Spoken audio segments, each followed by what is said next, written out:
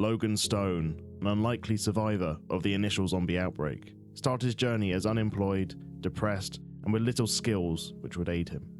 After waking up from a particularly heavy drinking session, Logan found himself surrounded by the undead in his trailer park just outside of Riverside. His first step, to leave his trailer for something more defensible. With a huge amount of luck on his side, he managed to clear the storage lots opposite the trailer park with minimal effort.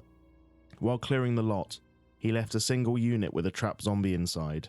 This was partly to remind himself of the dangers out there and to keep him on his toes, but also as a companion to talk to.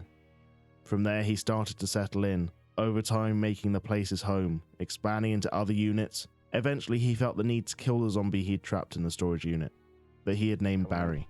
Oh god, here he is. Here's Barry. Oh Barry, you had nothing in here anyway. Just in case Barry ever escaped. But Logan did feel sadness and guilt at killing him, as he had come to rely on their talks to keep himself grounded. Logan had no real goal other than survival at first, but as the realization of his situation dawned on him after a helicopter caused all zombies in the nearby area to go into a frenzy, he decided that if he was going to go out, he would at least fulfill his childhood dream of owning an electric model train set.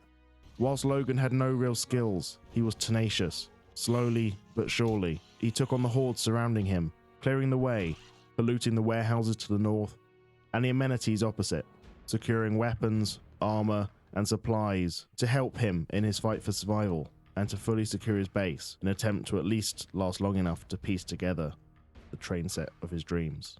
After finding a working car, he was able to expand his horizons and looted further and further away from his base. Upon reaching Riverside Center for the first time, he looted the police station, finding guns, armor, and ammo. After this, he looted as much as he could find, from the hardware stores to nearby houses and even the school's library. He even managed to make himself a certified doctor during this time. After the success of this trip, he went on many more. Yes, at first his skills were lacking, especially in shooting, but over time he polished his abilities to become prolific with his shotgun and a bit of a green thumb with his makeshift farm. During these trips he found his faithful Land Rover, Oh god. which after a difficult start provided him with many adventures, and over time enabled him to secure a number of other vehicles and trailers, including a caravan and an ATC. On one particular trip, while scrapping cars for resources, he came across an old abandoned caravan in the middle of the road. Inside he found himself a frog. As this was the first living thing Logan had seen in a long time, he decided to keep it with him as a companion, naming the frog Barry after the zombie he had kept in the storage unit at the start of his journey.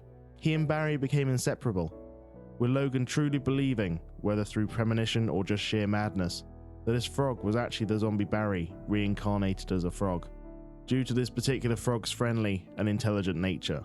After finding Barry, they went on numerous adventures together, between camping, looting West Point, surviving a blazing inferno of zombies while trapped in ATC outside the mall, and all of this made Logan realise the importance of life and how precious it was.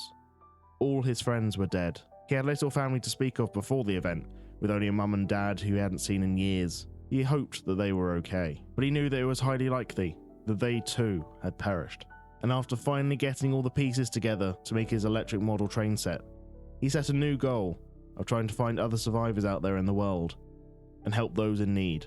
He made a plan to escape the perimeter fence of Knox Country in a boat and work his way down to the sea, looking for survivors along the way in an attempt to flee the continent and find somewhere where the zombie virus had not yet contaminated. Before winter fully kicked in, he finally secured himself a boat and enough supplies to see him through the journey. He built a large watchtower as a lasting memorial to his time in the storage lots, and to guide other survivors to his old base and to use what he'd left behind. Whilst Logan was building the watchtower, he reminisced about all the good times he'd had in this base.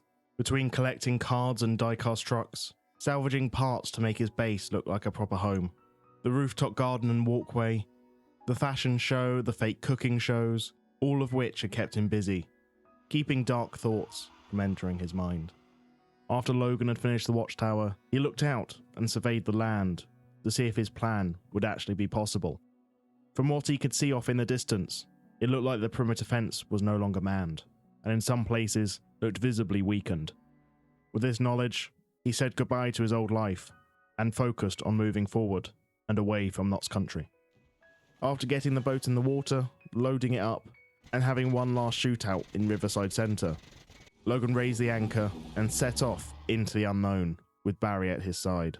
He would never forget the time he spent here, the lessons that he had learned, the importance of self-worth and kindness, even in the face of death itself. Only time would tell whether he and Barry would successfully find other survivors, but they had hope that this wasn't the end of their journey.